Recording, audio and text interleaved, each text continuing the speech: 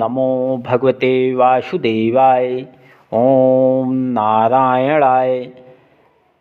अक्रूर के साथ श्याम व बलराम का मथुरा में जाना।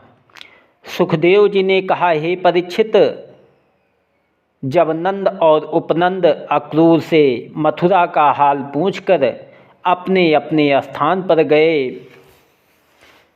तब श्याम व बलराम ने जैसा विचार राह में अक्रूर जी करते जाते थे वैसा सम्मान करके पूछा, हे चाचा, आप दया करके हमको देखने आए सो आपने बहुत अच्छा किया, पर आपने हमारे चरणों पर जो तुम्हारे लड़कों के समान हैं क्यों गिरकर हमें दोष लगाया। हमको आपकी सेवा करनी चाहिए। भला यह तो बताओ कि मथुरा वासियों के दिन किस तरह कटते हैं। वसुदेव व देवकी हमारे माता पिता अच्छी तरह हैं। मेरा मामा राजा कंस यदुकुल में बड़ा पापी उत्पन्न हुआ है। गौ ब्राह्मण और यदुवंशियों को दुख देता है। हमें वसुदेव व देवकी के फिर कैद होने का समाचार सुनकर बड़ा शोक हुआ। सच पूछो तो वह लोग हमारे वास्ते इतना दुख पाते हैं, हमको गोकुल में ले आकर ना छिपाते तो इतना कष्ट क्यों पाते। जब वह हमारी याद करते होंगे तब उनको बहुत दुख होता होगा। बड़ा आश्चर्य की बात है कि देवकी के छापुत्र मारने और इतना पाप बटोरने पर भी कंस का मन अधर्म करने की ओर से नहीं फिरा। अब यह बतलाइए कि आपका आना यहाँ किस कारण हुआ। चलते समय राजा कंस ने आपसे क्या कहा था। यह वचन सुनते ही अक्रूर ने खड़े होकर हाथ जोड़कर विनय किया, हे वैकुंठनाथ, अंतर्यामी, कंस के अनीति करने का हाल आपको मालूम है। मैं क्या कहूँ। कंस वसुदेव और उग्रसेन के प्राण लेने की नित्य इच्छा रखता है, पर वह लोग आज तक तुम्हारी कृपा से बचे जाते हैं। कंस का हाल जो कुछ आपने सुना सो ठीक है। जब वृषासुर दैत्य आपके हाथ से मारा गया, तब नारद मुनि ने आकर कंस से कहा कि तेरी मृत्यु श्री कृष्ण जी के हाथ से है और वह नंद व यशोदा के बालक नहीं, वसुदेव देवकी के पुत्र हैं। यह हाल सुनकर कंस ने वसुदेव और देवकी को फिर कैद किया। उसी दिन से वह तुमको मारने के उपाय में रहता है। धनुष यज्ञ के बहाने तुम दोनों भाइयों और नंद जी आदि को बुलाने के लिए मुझे भेजा है। यह बात सुनते ही श्याम सुंदर ने बलराम जी की ओर देखकर हंस दिया और नंदराय से कहा कि हे बाबा, अक्रूर जी यदुकुल में बड़े महात्मा हैं। कंस की आज्ञानुसार धनुष यज्ञ का उत्सव देखने के लिए हम लोगों को बुलाने आए हैं। इनके साथ जाने में बहुत अच्छा होगा।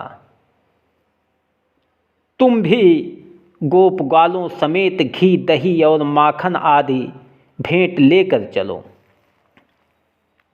माखन प्रभु की बात यहाँ सुनी के गोपी ग्वाल, गए सकल मुरझाए तनु, भय विकल तेहि काल। हे राजन, नंदराय श्री कृष्ण के वचन की कई बेर परीक्षा ले चुके थे, इसलिए उनके वचन का दुल्खना उचित नहीं जाना। नंद व यशोदा स्वप्न की बात याद करके सोच कर करने लगे, पर श्याम सुंदर की इच्छानुसार नंद जी ने वृंदावन में ढिंढोरा पिटवाकर सब ग्वाल बालों को कहला भेजा कि राजा कंस ने धनुष यज्ञ का उत्सव देखने के लिए हम लोगों को बुलाया है, सो कल प्रातः समय सब ग्वाल बाल दूध दही घी और माखन आदि लेकर मथुरा को चले। जब यह समाचार गोपियों ने सुना कि श्याम सुंदर मथुरा को जाते हैं, तब वह सब मोहन प्यारे का वियोग समझकर मृतक के समान हो गई। उनके घरों में ऐसा रोना पीटना होने लगा कि जैसे किसी का प्राणी मर जावे। ठौरे ठौरे ऐसी दशा कहती न आबे बैन, बढ़ी श्याम बिछुड़न व्रथा ढूंढत उम गए जल नैन। फिरत बिकल सब ग्वाल पूछत एक ही एक सो, चलन चाहत नंदलाल मन मलिन व्याकुल सबे।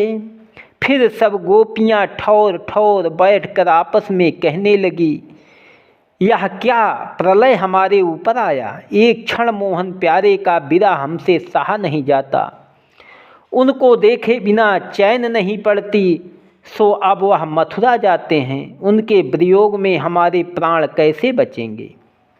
इस अक्रूर मूर्ख को क्या प्रयोजन था जो हम लोगों के प्राण लेने के लिए आया।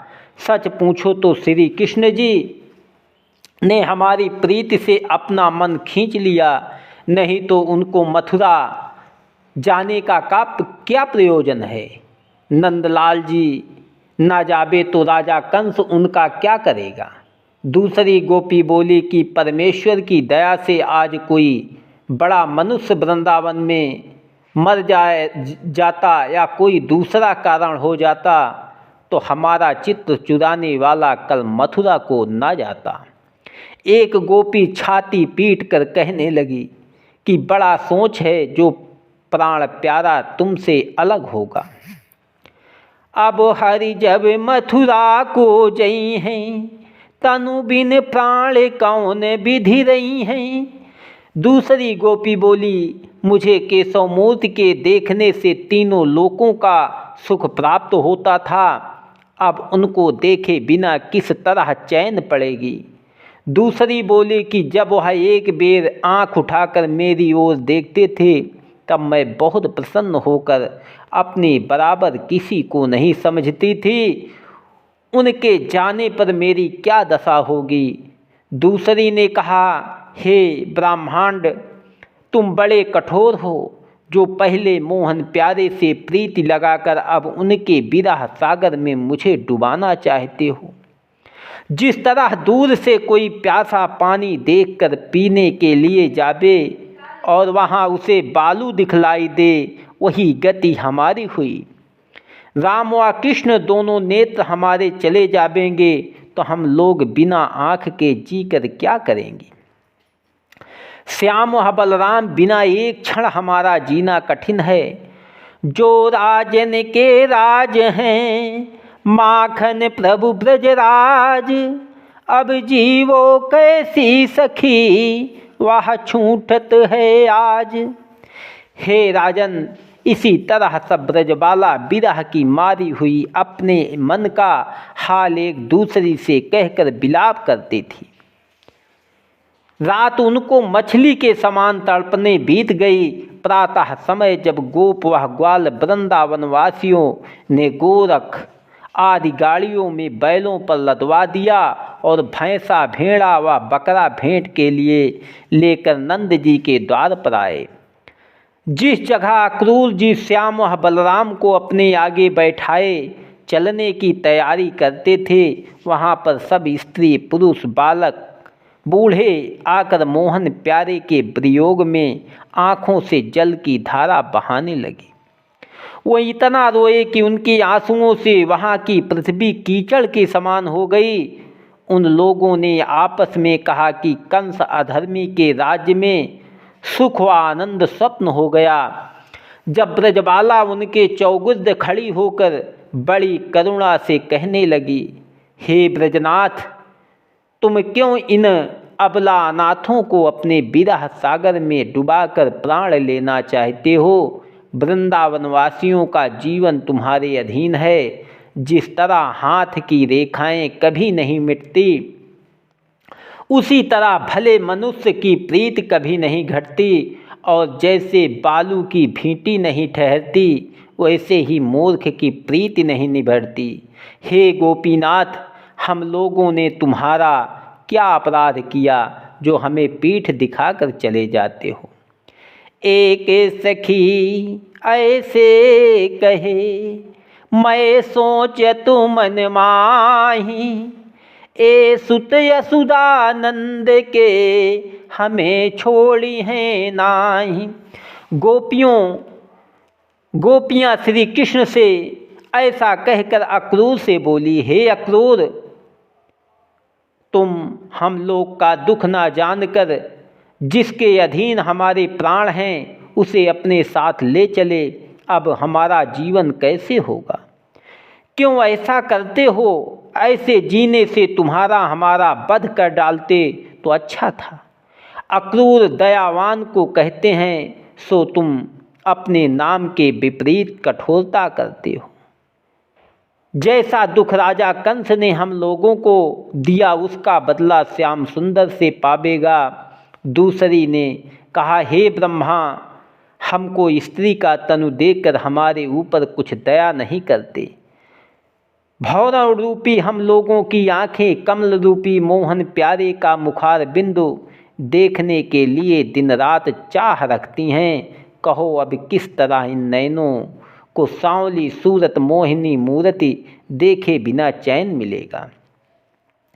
माखन प्रभु को रूप रस पियत रही जो नीत, अब खारी जलकूप को कहीं विधि आवे चैन।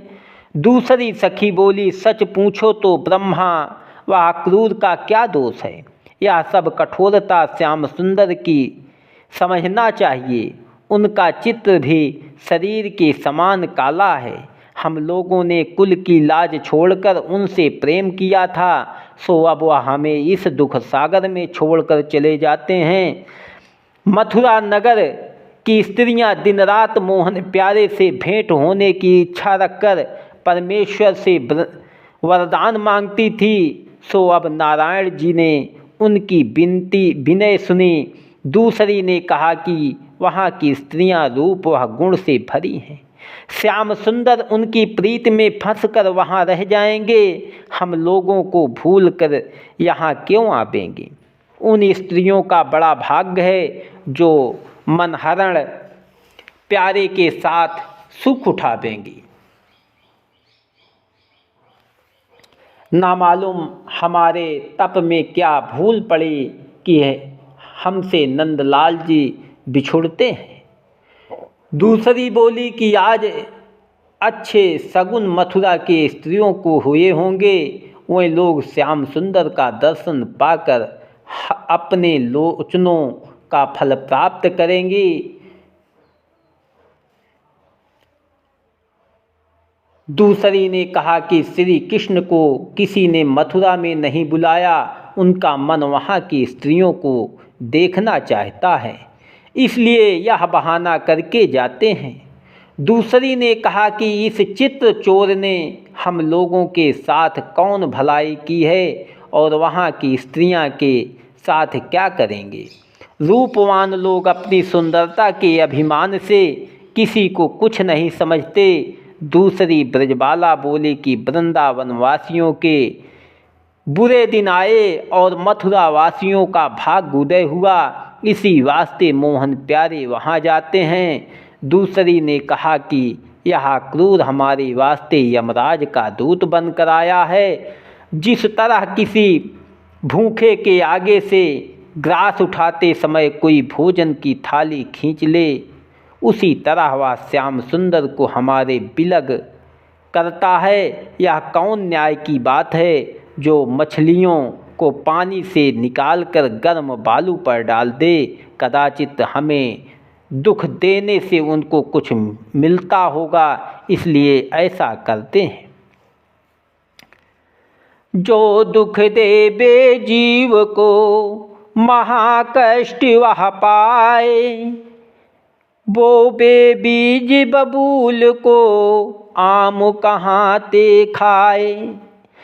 दूसरी ने कहा कि हे प्राण प्यारी, इसमें किसी को दोष ना देना चाहिए। हमारे खोटे दिन आने से प्राण प्यारे जाते हैं। हमारा भाग्य अच्छा होता तो अक्रूर क्यों आता। जिस समय गोपियाँ अपने अपने विरह का दुख एक दूसरी से कह रही थी, उसी समय श्याम और बलराम चलने के लिए रथ पर चढ़े। तब ब्रज बालाओं ने कहा कि देखती हो, श्री कृष्ण हमारे रोने व विलाप करने पर कुछ दया न करके मथुरा जाने को तैयार हो गए हैं। माखन प्रभु आनंद सो चढ़े बैठ रथ माही। बहुत भलो हैं सारथी अब हूँ हाकत नाही। ओम नमो भगवते वासुदेवाय। अगली कथा आपको कल ओम नमो भगवते वासुदेवाय। ओम नारायणाय।